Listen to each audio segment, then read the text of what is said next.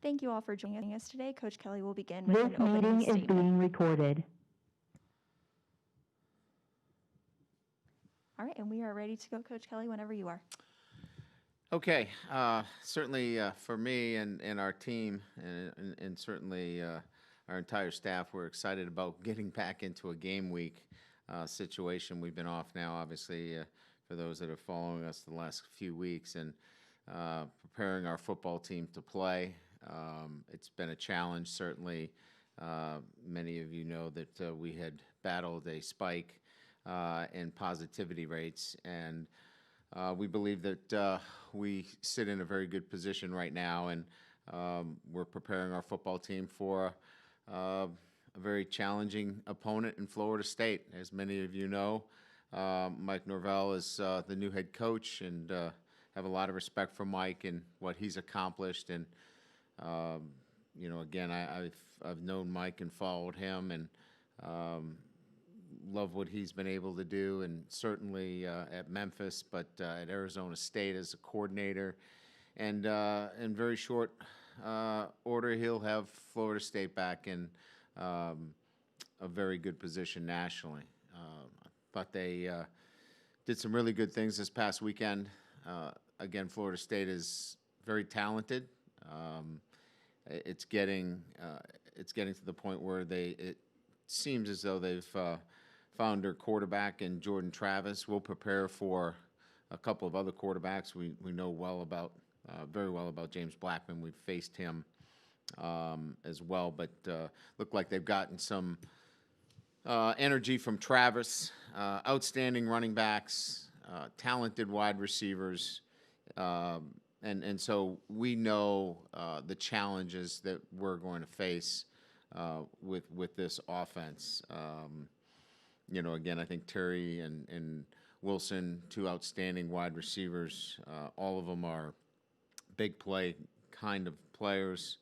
I think from a defensive standpoint, I think if you look at this team overall, there's probably 6, 7 first-day draft picks. Kandow, Wilson, Gaynor, Samuel, the safety who's been out for a couple of weeks, certainly is a big-time player. So very talented on defense as well. And, they've played some different defenses over the last couple of years, so they're starting to get more accustomed to the system that they're playing. So a lot of respect for the talent that we're going to see. And, again, we're coming off a long layoff, and we're going to have to be at our very best and get off to a really good start. We didn't get off to a good start in our opener against Duke, and it factored into the game. We got off to a great start against South Florida, and it did factor into the game, and we'll need to get off to a good start against Florida State. So with that, we'll open it up to questions. All right, Coach, our first question is from Eric Hansen of the South Bend Tribune. Did you evaluate what you saw from the scrimmage, what you took away from your Sunday scrimmage, if you indeed had it? And the second part of that is, with your depth chart, are you philosophically now filling in who would be the starters and the backups, or does this reflect your COVID numbers as well, and those people would be left off? Yeah, I mean, I think that from a scrimmage standpoint, we wanted to get the speed that you can't duplicate in, just a scout team preparation. And certainly being off for a couple of weeks, you've got to try to bring that speed. And our defense is a good group to go against. They bring a lot of speed to the equation relative to preparation. So it was important for us, on both sides of the ball, offensively and defensively, to go against each other. And I just think in terms of being able to prepare, and look, I'm no expert on preparing a football team after 2 weeks off, after playing 2 games. It's the first time that I've done it. But I think I have enough sense to know that you have to duplicate, the speed of the game. You've got to tackle. You've got to be able to do some of those things leading up in your preparation. And I think that was a big day for us yesterday, where we were able to get in a lot of individual work, technique, get some of the rust off from that perspective, special teams, situational work, and then finish up with situationally moving the chains. Um, in terms of who's available, we feel like we'll continue to test during the week. So the roster is a fluid situation, but we're in a very good place relative to our two deep. So we're going to be just fine for Florida State. Our next question is from Lou Simoji of Blue and Gold Illustrated.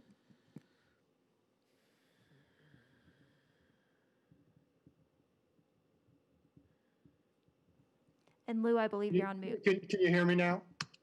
Yes, we can. Okay.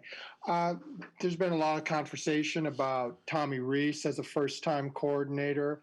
But what influence and impact has Lance Taylor had, especially because the running game was such a point of emphasis, specifically the outside zone, early on this week or the first month?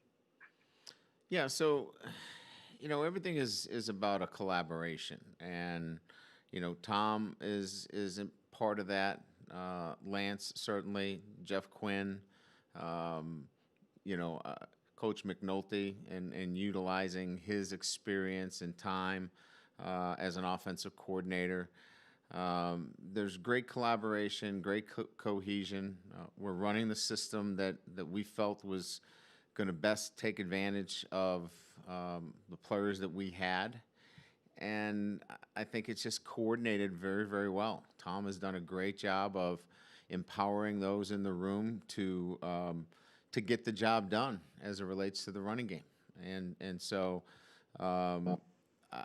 again, when we're talking about staff, it's always about great communication, great collaboration, and I think it's gone very well.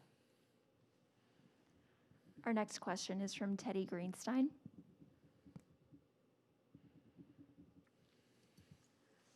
Hello, Coach. Good to see you. Thanks, Teddy.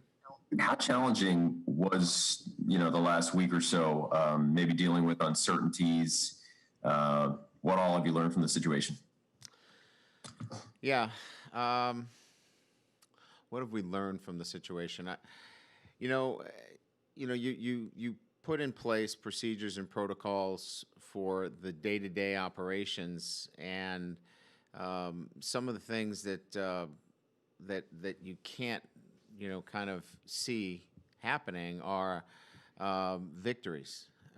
And what I mean by that is when guys are excited and good things happen, guys want to celebrate. A celebration in the game probably cost us 4 or 5 guys because there was that opportunity. Guys, when they want to sing the fight song, it's hard to keep their mask up. And I'm just giving you just a glimpse of the little things that are between the lines when you're writing up procedures and protocols. You don't think about it's so hard to win, and then when you do win, the first thing out of my mouth is, "Hey, stop celebrating, put your mask on." You have to do that, and so that's probably what we're all learning, is that it's so hard, given the circumstances that we're in, that we have to be on top of every little thing, regardless of the circumstances. And that's just kind of a tidbit as to what's been challenging and what I've learned and what we're learning during this COVID that is very difficult to manage while you're playing. Can you do it? Yes, but you're learning every single day. Our next question is from Tyler James of the South Bend Tribune. Hey, Brian, the wide receiver position hasn't produced a ton of catches in the first 2 games. Are you comfortable with the passing game operating through the tight ends and running backs, or do you anticipating that changing in the coming weeks? I think Eventually we're going to look for some more production from that unit, but it has been, quite frankly, one that has not had great continuity yet. We've had some guys out and injured. I think what you'll see, Tyler, is that unit will be one that provides a little bit more consistency and continuity for Ian in the passing game. And I do see a unit that will produce at a higher rate. But it's still going to be one that takes some time. There's a lot of first-year players that are out there, but I do believe it has a high ceiling. We're probably going to see Kevin Austin, this week for the first time. Ben was out with a hamstring. We'll get him back. Lindsey was not at 100%. We think he's at 100. So, in answering your question, I think it's really about let's keep playing. Let's not take 2 weeks off. Practicing, consistency, a little bit more continuity, and I think you're going to see in time an offensive passing game that's going to resemble the kind of talent that I think we have at that position. Our next question is from Chris Heidel of Herb FM. Hey, Chris Kelly, how you doing? Good, thank you. Talking about Florida State, I know they were 1-2 on the season. They had a tough game against Jacksonville State. Are they still in dangerous Florida State squad? Because I know they had to play against Miami, and I know you guys only had 2 games, before this whole COVID thing started. You still think they're still a dangerous squad that could actually turn this thing around? Oh, without question. As I mentioned, I think there's 6, maybe 7 first-day draft picks. Very talented football team. They needed to find their identity offensively. I think they have found somebody that they feel comfortable with from an offensive standpoint at the quarterback position. Now that kind of allows them to get into a rhythm offensively. Defensively, they were in 3 down and 4 down.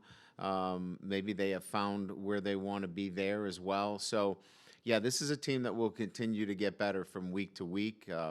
It's an established head coach, one that's been successful, knows what he's doing, knows what he wants, and Mike will get this football team playing better football. I just hope it's not this weekend. Our next question is from Pete Sampson of The Athletic. Brian, you referenced a couple times you've never been through anything like this. Is the closest parallel that Florida State is sort of like a season opener? And then also Ian Book had referenced, I think the last time we talked to him about, he missed spring practice, chemistry with the receivers. Was that pretty high on your list of stuff you wanted to get back on track Sunday during the scrimmage? Yeah, a good question. Not sure that I feel like this is an opener as much as it is,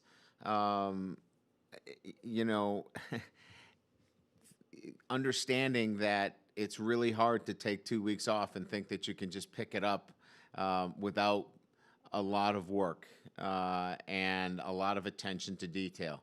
I think we can go out and play well, but it's going to require everybody to a man to really be purposeful in their work this week. We've played a couple of games. We've had a lot of practices leading into this, but 2 weeks off definitely is something that you can't just think we're going to roll it back out there and all things are good. It's not. It's going to require, as I mentioned, really leaning on an attention to detail that maybe they've never had before. So making them aware of that. As it relates to the quarterback position, yes, I would say that the scrimmage has a lot to do with the timing of the quarterback, seeing things, the quickness, the pace, not being able to throw live means a lot. And so the scrimmaging live is certainly about tackling, and that's a component that I had mentioned earlier. But this has a lot to do with the timing of the quarterback as well and giving him the chance to see things, react to things, because it happens so quickly, especially against a pretty fast defense like ourselves. Our next question is from Patrick Engel. Hey, Brian, I think if I'm remembering correctly, it's last start was Ian Book's 25th. In that time, from when he took over the job to now, what have you seen from just how he's progressed from when he's got here, what he's given you with that position, and kind of the things you kind of foresee in the next however many starts he makes for you? Yeah, I mean, I don't know that I'm um, looking at it through a microscope, I guess is the best way that I would put it in terms of analyzing everything that he's done. He's a winner. He wins football games. And maybe it doesn't necessarily always pass the test for those that try to evaluate Ian Book in terms of every little category, but he wins, and he is a guy that prepares the football team so well. He is prepared himself, and he brings a sense of calm to the unit that they believe that they're going to win no matter what the circumstances are. And that's been the case every time Ian Book is run out on the field as the starting quarterback at Notre Dame, except maybe one game that we've played, and that was the Michigan game. So he just brings that that sense to the unit. He brings an incredible confidence to the other players on that offense, and so. I don't know that I spend that much time, evaluating all these little things about where he's grown as much as he's helped the other 10 players around them believe that they're going to win, and that's a pretty good thing for a quarterback to have. Our next question is from Lane Higgins of the Wall Street Journal. Hi, Coach. I had a question about how difficult it was to continue with practices and prepare the team in light of, I think at one point you had almost a third of the players out. And do you have any concerns about their fitness heading into this game against Florida State? Yeah, so they go through a mandatory isolation or quarantine. After that time, they're evaluated with a cardio EKG medical workup, and so all of that is out of my hands. They are handled by our medical staff when they are when they are fit and they are cleared. They give them back to me, and then it's my job to reintegrate them back into football as we see it relative to reps and the football kind of day-to-day routine. For those that are in quarantine after 7 days, if they do not turn positive, they can be working out in a modified quarantine. I have found that those players that have been caught up in contact tracing that are in a modified quarantine certainly come back faster because they've used that time for cardiovascular conditioning. That hasn't been an issue at all. We now have a number of guys that are back this week or have been coming back over the last, so I'd say 5 or 6 days, that have been in isolation. And we have had to bring them along a lot slower. And so how's that going to affect us coming Saturday? Well, I would say primarily if a player was normally playing 50 plays, they may be, in our mind, playing probably half of that. So that's kind of how we have processed that out during this time. Our next question is from Mark Skoll of WNDU. Hey, Coach, you mentioned earlier that we could see Kevin Austin for the first time this Saturday. How often could he be on the field on Saturday? And when he's 100% full go, what kind of player do you have in Kevin Austin? Yeah, he's going to be modified this week. I would say that we're hopeful that he's in that 15 to 20 play range. We'll see how he continues to progress. That won't be entirely my decision. That'll be a medical decision that's made as well. He's on track for that, but we'll see how that goes through the rest of the week. What kind of player do we have? Well, based upon what we have seen prior to, explosive, rangy, outstanding ball skills, and a guy that can open up the game. You know, he can take the top off of coverages. He can catch it and go the distance, and he can win one-on-one matchups.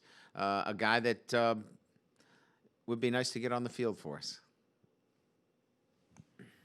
Our next question is from Angelo DiCarlo of Redeemer Radio. Hey, Coach. Just wanted to clarify, because I don't see if you had any latest numbers that were released yet, but did you have any positive tests in the last week?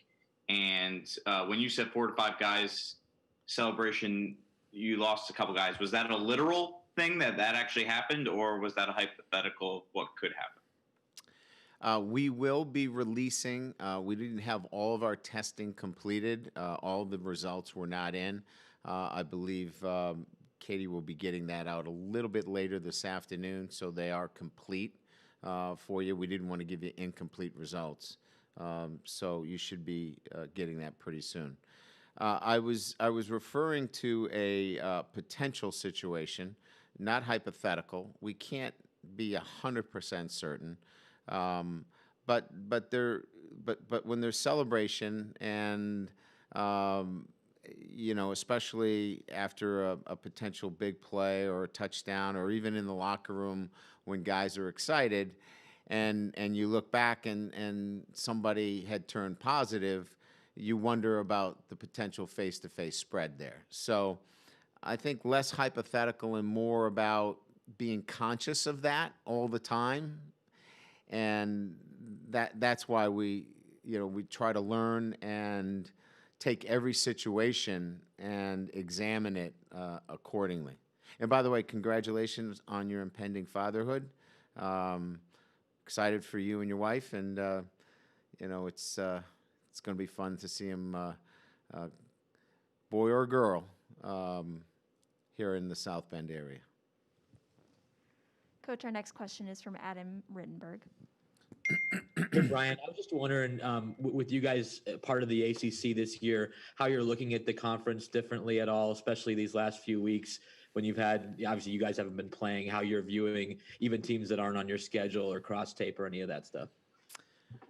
Yeah, we have plenty of time to watch some games. It's just really creating a library of film for us and a glimpse. You know, our schedules are usually scattered throughout various conferences, so life's a little bit easier when you know your opponents and lining them up in one conference. But quite frankly, a lot of our focus has been on our own team, our own situation, and getting our situation such that we could begin in such a small degree back into a conditioning activity, weight training, and getting our testing under control. So as much as I would have loved to have sat around and watched a lot of these ACC games, we were with our team over the weekend, getting back to practices and getting them back to where they need to be. Our next question is from Lane Higgins of the Wall Street Journal. Hey there. One more question for you, Coach. Sure. So I think before there was the outbreak on the team, you mentioned, or after the outbreak, I suppose, you mentioned that a team dinner was held and that you think that event was possibly responsible for some of the team spread. Mm-hmm. But do you have a sense of how these players are first encountering coronavirus? I mean, is it from, the classes that they're taking with other fellow students outside of football practices, or, what have you learned about how the virus is being spread right now?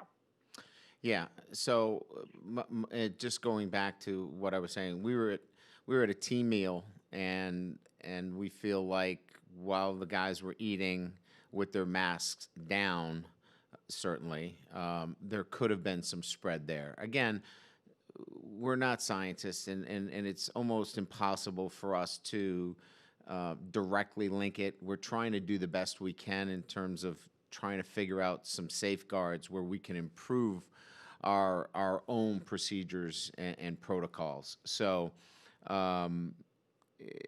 exact, time and place.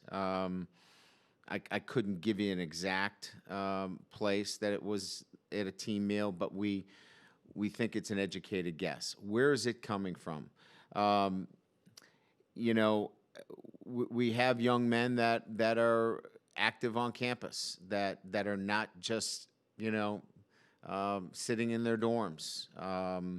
And when I mean active on campus, that are on different committees that interact on campus. And so whether it's there or whether it was 2 or 3 guys playing a video game together and were not exhibiting good judgment and didn't have their masks up at the time, certainly could have come from that. Or we're in a car together and didn't have their masks on and somebody was asymptomatic. So there's just so many levels to this that it becomes maddening in a sense to try to track every little movement, knowing this, that if you don't have a mask on, you can't be in our building. If you don't have a mask on the sideline, you can't be on the sideline or in the locker room. And that's really what this is coming to. And because the virus is going to be the virus, and it's not going away. And we have to understand, if we're going to continue to play in this environment, we have to be even more vigilant than we were in the past.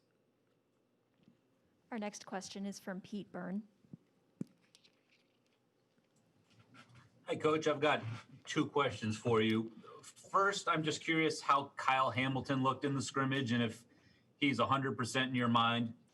And secondly, getting back to the difficulty you've touched on trying to play after a 2-week layoff, aside from yesterday's scrimmage, are you planning on doing anything different this week than you would in practice in terms of trying to prepare them a little more for game speed? Or is it pretty much just what you did yesterday? Yeah, we kept Kyle out yesterday, but he'll be available this week to play, so we can settle down Irish Nation. He is going to play this weekend. Just precautions from yesterday. But, again, I think it's like anything else, right? We're in our preparation, there's so many factors that go into, preparing this football team with the layoff that we've tried to go back to a routine. So today is Mental Monday for our unit. We're going to be in weight training, conditioning, and meetings, and mental performance training. So we wanted to get back to our habits and our routine and really get this back to what a normal week would be like, because nothing's been normal for the last couple of weeks. So getting back to normalcy, getting back to a routine has been really my focus with our football team leading into this week. Our next question is from Andrew Mentok of Blue and Gold Illustrated.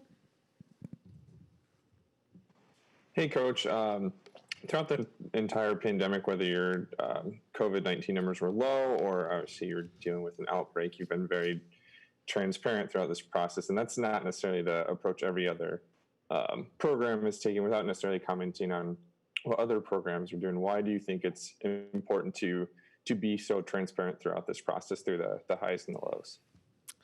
Because they have parents. They have parents that are concerned about their health and safety. We feel like it's very important that those that love them, those that care about what's going on a day-to-day basis, should know what's happening within the program. We have nothing to hide. We're fighting through this coronavirus like everybody else, and safety and health of our players is at the core of that. We felt like if we were going to hide numbers, there would be a sense of distrust, and we didn't want to start with that. We wanted to start with transparency and get the numbers out there and let everybody know that we're going to work through this, and we're committed to playing. Our players are committed to playing, and we had built in some flexibility in the schedule, preparing for this potential.